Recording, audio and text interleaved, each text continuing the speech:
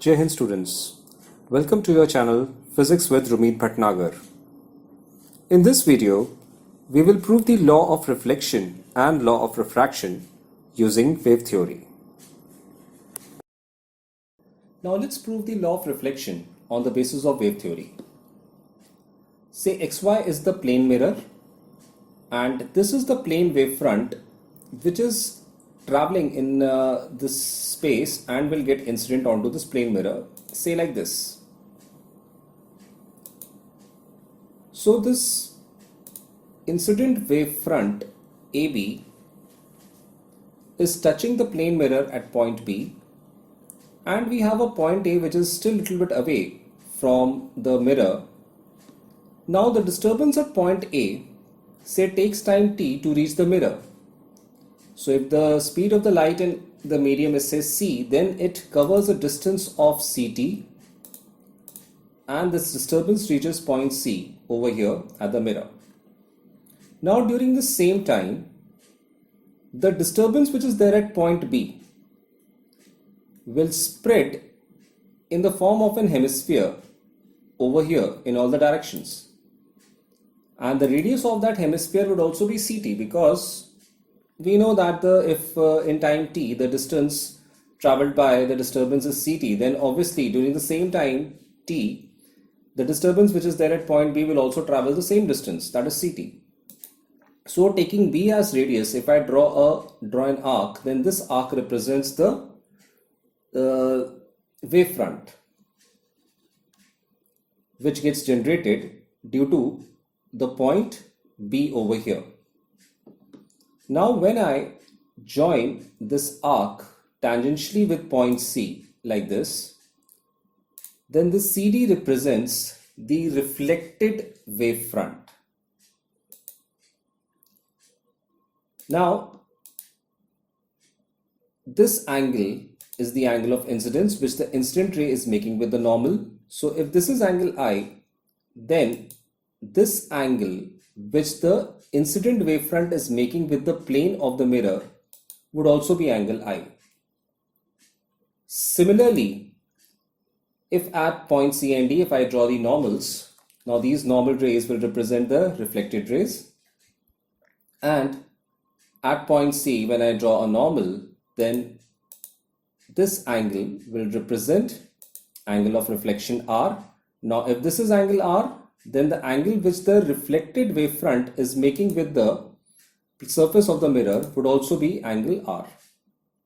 So this basically is the ray diagram for proving the law of reflection using the wave theory.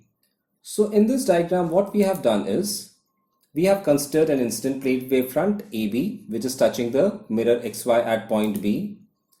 Now the disturbance at point A takes time t to reach mirror at point C, and this AC is CT.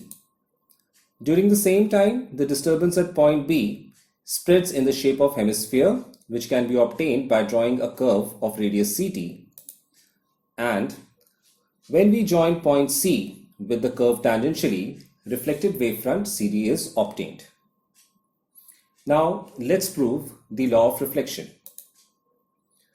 Now if you consider this figure, consider the triangles ABC and triangle BCD.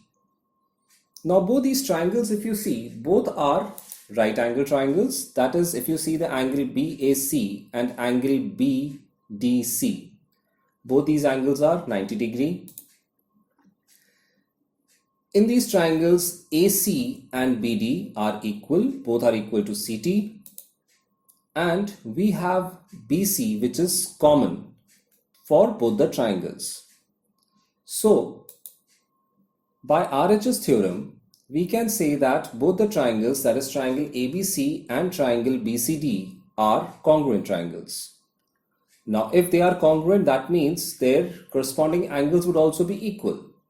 That means angle ABC and angle DCB are equal, and angle ABC is nothing but angle I, and angle DCB is nothing but angle R.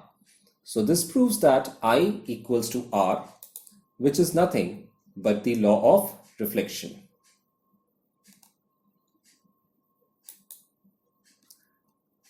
Now next we prove the law of refraction on the basis of wave theory. Now here we have two mediums. This is a denser medium which is represented by this blue shadow area, and this is the rarer medium. Now we have the plane wave front AB, which is incident or which is traveling from rarer medium towards the denser medium. Now if point A, if I draw a normal, then this represents the angle of incidence I, and if this is angle I, then obviously the angle which the incident wave front is making with the surface would also be angle I.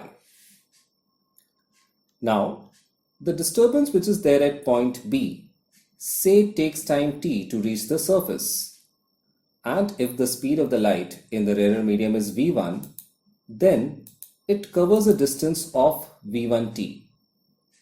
So the disturbance which is there at B covers a distance of v1t and reaches point D, which is lying on the surface of the denser medium.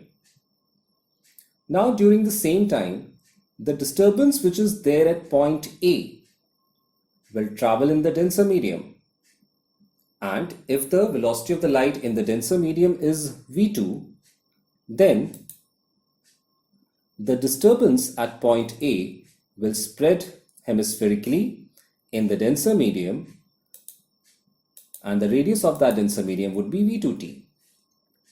Now if this hemisphere and point D is joined tangentially, then we obtain CD, which is the refracted wavefront. This angle would be angle R, that is the angle of refraction, and if I draw a normal at point D and normal rays from the refracted wavefront, then this angle will also represent the angle of refraction, and if this is angle of refraction, then this angle, that is the angle which the refracted wavefront is making with the surface of the denser medium, would also be R. So just a quick recap of what we have done over here. Consider a wavefront AB incident on the plane surface XY at A. Now the disturbance at point B takes time t to reach the mirror at point D, so BD equals to V1t. During the same time, the disturbance at A spreads in the shape of hemisphere, which can be obtained by drawing a curve of radius V2t in medium 2, and on joining C and curve tangentially, refracted wavefront CD is obtained. Now let's prove the law of refraction using the same figure. Now in this figure, if you consider triangle ABD, from triangle ABD I can write sin I equals to BD upon AD. BD is the perpendicular and AD is the hypotenuse. And from triangle ADC, I can write sin R as AC upon AD. Now when the two sin I and sin R, these two expressions are divided, AD gets cancelled and we get BD upon AC. Now BD is nothing but V1t and AC is V2t.